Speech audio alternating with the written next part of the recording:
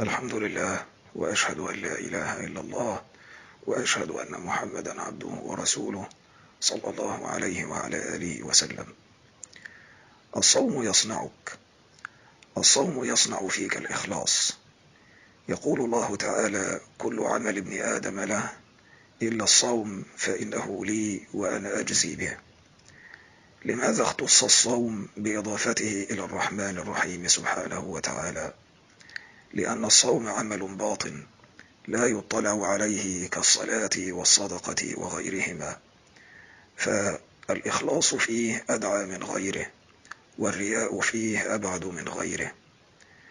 وبهذا يتعلم الصائم كيف يكون مخلصا في عمله كله.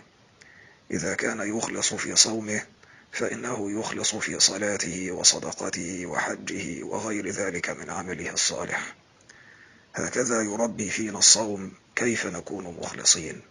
نسأل الله أن ينفعنا ويتقبل منا أجمعين، وصلى الله وسلم على نبينا محمد وعلى آله وصحبه أجمعين.